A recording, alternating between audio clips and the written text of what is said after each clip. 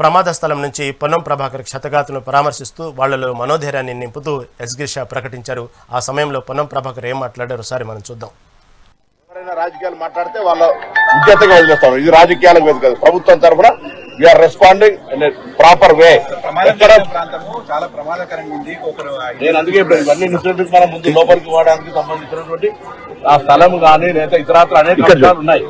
వాటికి సంబంధించిన విషయం లోపల మేము ఫస్ట్ గా టాప్ ప్రయారిటీగా మెడికల్ ట్రీట్మెంట్, 2 చనిపోయినటువంటి కుటుంబాలకు సంబంధించి, దాని తదుపరి అక్కడ ఉన్నటువంటి ఫ్రెండ్లకు సంబంధించిన విషయంలో ప్రయారిటీ చేస్తారు. దయచేసి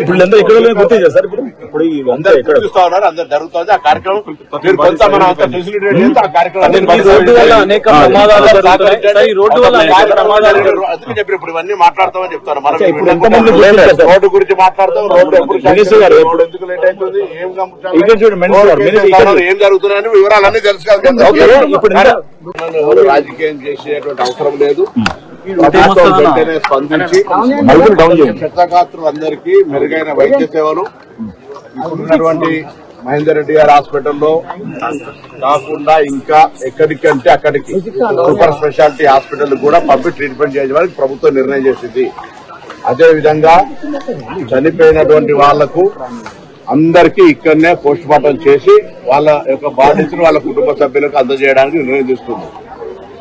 ఈ దుర్ఘటన, ఈ సంఘటన మీద విచారణ కూడా ప్రభుత్వం ఆదేశించింది.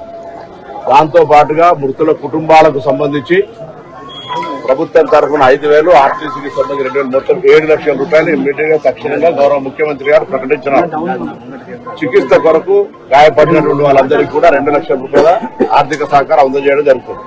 దీని తదుపరి కూడా కొంత ఇంకా పేదలు ఉంటే అక్కడ ఉండేటువంటి పరిస్థితులలో ప్రభుత్వం మాననీయ కోణం నుంచి పరిశీలన చేస్తే తప్ప ఎక్కడ కూడా ఎవరికి ఇబ్బంది కలిగే విధంగా ఉండదు. కాదని చెప్తారా?